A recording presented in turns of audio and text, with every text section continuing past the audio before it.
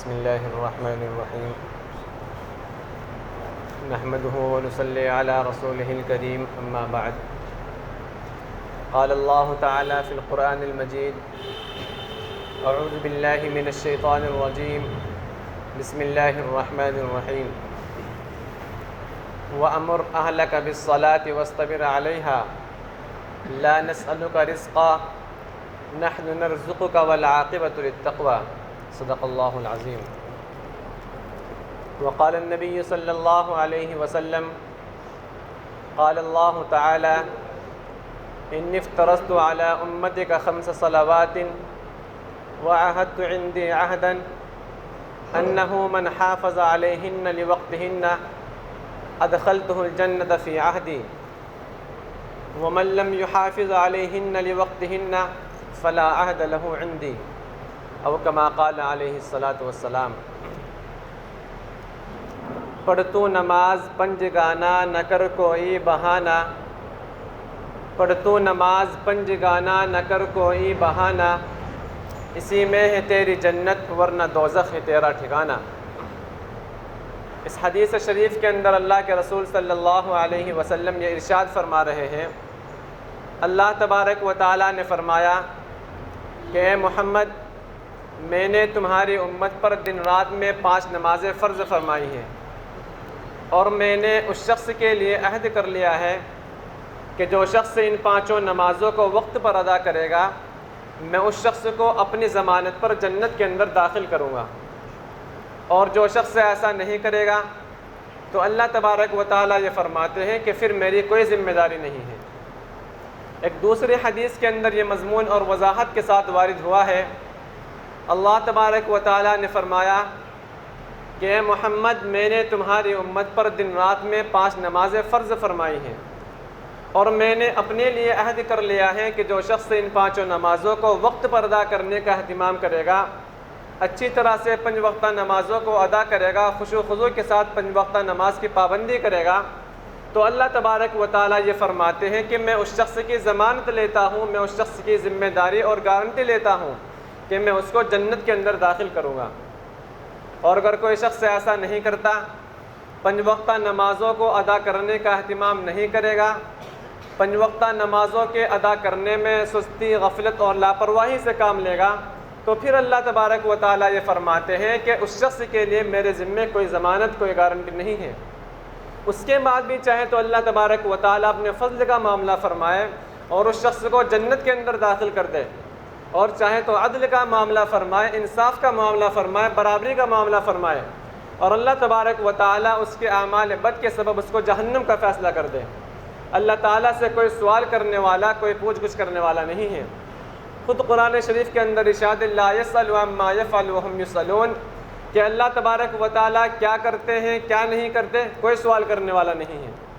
لیکن اللہ تبارک و تعالیٰ اپنے بندوں سے ضرور سوال کریں گے۔ دیکھو میرے محترم بزرگوں، کتنی بڑی فضیلت ہے نماز کی کہ آدمی اس کے ادا کرنے سے، اس کی پابندی کرنے سے اللہ تبارک و تعالیٰ کے عہد و پیمان میں داخل ہو جاتا ہے۔ ہم دیکھتے ہیں کہ دنیا کا کوئی معمولی سا حاکم یا دولت مند کسی شخص کو اطمینان دلا دے، یا کسی قسم کے مطالبے کا ذمہ دار ہو جائے، یا کسی قسم کی ضمانت اور گارنٹی لے لے، تو ہم اس محسن کے کس قدر احسان مند اور گرویدہ ہو جاتے ہیں کہ زندگی بھر اس کے احسان تلے دبے رہ جاتے ہیں، اس کے سامنے نظر ملا کر بات نہیں کر سکتے۔ اور یہاں تو ایک معمولی سی عبادت پر جس کے اندر بظاہر کوئی مشقت بھی نہیں ہے، مالک الملک، 2 جہاں کا بادشاہ، ہم سب کا پالنہار اللہ تبارک و تعالیٰ ہم سے یہ عہد کرتا ہے کہ تم 5 وقتہ نمازوں کی پابندی کر لو، میں اپنی ضمانت پر تم کو جنت کے اندر داخل کروں گا۔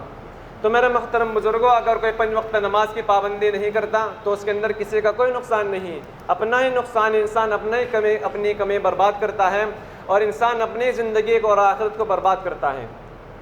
ایک مرتبہ کا واقعہ ہے کہ آپ صلی اللہ علیہ وسلم کسی غزوے سے واپس تشریف لا رہے تھے، راستے میں ایک جگہ آپ صلی اللہ علیہ وسلم نے آرام کرنے کی وجہ سے پڑاؤ ڈالا۔ وہاں پر ایک عورت تھی جو تندور کے اندر روٹی پکایا کرتی تھی، اس کا ایک بچہ تھا، وہ بار بار اس کا بچہ تندور کے پاس آیا کرتا تھا، اور وہ اپنے بچے کو بار بار دور کر دیا کرتی تھی کہ کہیں میرے بچے کو آگ نہ لگ جائے، میرے بچے کو آنچ نہ لگ جائے، میرے بچے کو تکلیف نہ ہو جائے۔ جب اس عورت کو معلوم ہو کہ اس جگہ کے اندر آپ صلی اللہ علیہ وسلم نے پڑاؤ ڈالا ہوا ہے تو وہ آپ صلی اللہ علیہ وسلم کی خدمت اقدس میں حاضر ہوئی اور آپ صلی اللہ علیہ وسلم سے یہ سوال کیا۔ آپ صلی اللہ علیہ وسلم کو بتلایا کہ یہ میں ایک تندور میں روٹی بناتی ہوں، میں طباخ ہوں، میرا کام روٹی بنانا ہے اور میرا ایک چھوٹا سا بچہ ہے۔ جب میں روٹی بناتی ہوں تو یہ میرا بچہ بار بار میرے پاس آتا رہتا ہے، لیکن میں اس کو بار بار اپنے سے جدا کرتی رہتی ہوں۔ وجہ یہ ہے کہ کہیں میرے بچے کو تکلیف نہ پہنچ جائے، میرے بچے کو آنچ نہ لگ جائے۔ جب میں ایک ماں ہو کر یہ گوارا نہیں کر سکتی کہ میرے بچے کو تکلیف پہنچے، میرے بچے کو آنکھ کی آنچ لگ جائے، تو اللہ تبارک و تعالیٰ جو اپنے بندوں سے 70 ماؤں سے زیادہ محبت کرتے ہیں، اللہ تبارک و تعالیٰ اپنے بندوں سے 70 ماؤں سے بھی زیادہ محبت کرتے ہیں، تو پھر اللہ تبارک و تعالیٰ یہ کیسے گوارا کر لیں گے کہ اللہ تبارک و تعالیٰ اپنے بندوں کو جہنم کے اندر رسید کر دے، طرح طرح کا عذاب ان کو دے دے،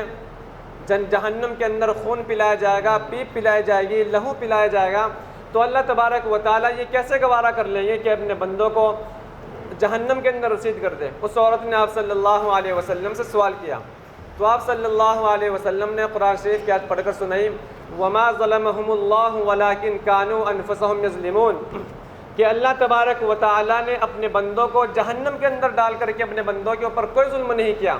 وَلَٰكِنْ كَانُوا أَنفُسَهُمْ يَظْلِمُونَ، بندے تو اپنے اوپر خود ظلم کرنے والے ہیں۔ اللہ تبارک و تعالیٰ نے فرما دیا کہ کامیابی نمازوں کی پابندی کرنے میں ہے، انسان کی کامیابی اللہ تبارک و تعالیٰ کے احکامات پر عمل کرنے میں ہے۔ اس کے بعد بھی میرے محترم بزرگوں، اگر کوئی اللہ تبارک و تعالیٰ کی اعمال کی خلاف ورزی کرتا ہے، اللہ تبارک و تعالیٰ کی تعلیمات سے منہ موڑتا ہے، تو اللہ تبارک و تعالیٰ یہ فرماتے ہیں کہ میں نے اپنے بندوں کو جہنم کے اندر ڈال کر کے اپنے بندوں پر کوئی ظلم نہیں کیا، بندہ تو اپنے اوپر خود ظلم کرتا ہے۔ اللہ تبارک و تعالیٰ نے فرما دیا کہ کامیابی نماز کے اندر ہے، کامیابی دین کے اندر ہے، کامیابی جو اللہ تبارک و تعالیٰ نے رکھی ہے مکمل دین کے اندر رکھی ہے۔ تو اگر اللہ تبارک و تعالیٰ اپنے بندوں کو جہنم کے اندر ڈال رہے ہیں تو اللہ تبارک و تعالیٰ نے اپنے بندوں پر کوئی ظلم نہیں فرمایا۔ دوسری جگہ اللہ تبارک و تعالیٰ فرماتے ما یبدل القول لدی وما انا بظلام للعبید، کہ میں بندوں پر ظلم کرنے والا نہیں ہوں۔ انسان اگر جہنم کے اندر جا رہا ہے، انسان کی اگر رزق میں کمی آ رہی، انسان کے گھروں کے اندر خیر و برکت نہیں ہے، میرے محترم بزرگوں، یہ کہیں نہ کہیں انسان کی اپنی غفلت ہوتی ہے۔ انسان کے اعمال ایسے نہیں ہوتے کہ انسان کے رزق کے اندر، گھروں کے اندر خیر و برکت ہو سکے۔ تو اس لیے میرے محترم بزرگوں، اپنے اعمال کو سدھارنا چاہیے۔ اللہ تبارک و تعالیٰ نے فرمایا وَأَمُرْ أَهْلَكَ بِالصَّلَاةِ، کہ آپ اپنے گھر والوں کو نماز کا حکم فرمائیے، وَاسْتَبِرْ عَلَيْهَا، خود بھی اس پر ثابت قدم رہیے۔ اللہ تبارک و تعالیٰ نے اپنے بچوں کو پہلے حکم فرمایا، ماں باپ کو بعد میں فرمایا کہ وَاسْتَبِرْ عَلَيْهَا، پہلے حکم فرمایا وَأَمُرْ أَهْلَكَ بِالصَّلَاةِ وَاسْتَبِرْ عَلَيْهَا، کہ آپ اپنے بچوں کو نماز کا حکم کریے، اپنے گھر والوں کو نماز کی تاکید کریے۔ ہمارے بہت سے احباب ایسے ہیں کہ خود 5 وقت نماز کی پابندی کرتے ہیں، لیکن میرے محترم بزرگوں، ہمارے گھروں کے اندر دین نہیں ہے، ہمارے گھروں کے اندر موبائل چل رہے ہیں، موبائل کے اندر طرح طرح کی فلمیں دیکھی جا رہی ہیں، ہمارے والدین نماز پڑھنے جا رہے ہیں لیکن ان کے پیچھے ہم ٹیلی ویژن دیکھتے ہیں، ان کے پیچھے سینما دیکھتے ہیں۔ تو میرے محترم بزرگوں، یہ والدین کی ذمہ داری بنتی ہے کہ آپ اپنے گھر والوں کو نماز کا حکم فرمائیے۔ اللہ کے رسول صلی اللہ علیہ وسلم نے دوسری حدیث کے اندر ارشاد فرمایا کہ جب آپ کا بچہ 7 سال کا ہو جائے تو بچوں کو نماز کی تاکید کرے، اور جب آپ کا بچہ 10 سال کا ہو جائے تو اس کو مارے۔ نماز پڑھنے کے اوپر اللہ کے رسول صلی اللہ علیہ وسلم یہ فرماتے کہ اس کو ہاتھ سے مارو، نہ کہ لکڑی سے مارو۔ کسی جگہ اللہ کے رسول صلی اللہ علیہ وسلم نے یہ نہیں فرمایا کہ اپنے بچوں کو مارو۔ لیکن میرے محترم بزرگوں، نماز کا معاملہ اتنا حساس معاملہ ہے، اللہ تبارک و تعالیٰ یہ فرماتے ہیں کہ 10 سال کی عمر میں اگر آپ کا بچہ نماز نہیں پڑھتا ہے تو اپنے بچوں کو مارو۔ حالانکہ نماز کب مکلف، انسان نماز کا مکلف کب ہوتا ہے؟ شریعت کی نظر میں اگر انسان کے اندر بلوغت کے آثار نظر نہیں آتے تو شریعت کی نظر میں 15 سال کے بچے کے اوپر نماز فرض ہوتی ہے۔ اگر 15 سال سے پہلے بلوغت کے آثار بچے کے اندر نظر نہیں آ رہے ہیں تو شریعت کی نظر میں 15 سال میں نماز فرض ہوتی ہے۔ لیکن اللہ کے رسول صلی اللہ علیہ وسلم کیا فرما رہے ہیں کہ 7 سال کی عمر میں بچوں کو نماز کی تاکید کرو، اور جب بچہ 10 سال کا ہو جائے تو نماز چھوڑنے پر اس کے مارو۔ اس سے کیا معلوم ہوتا ہے کہ انسان کی بچے کی عمر جب 15 سال کی ہو جائے گی تو اس کو عادت ہو جائے گی۔ اگر بچہ 15 سال کی عمر سے نماز پڑھنا شروع کر دے تو میرے محترم بزرگوں اس کو پریشانی ہوگی۔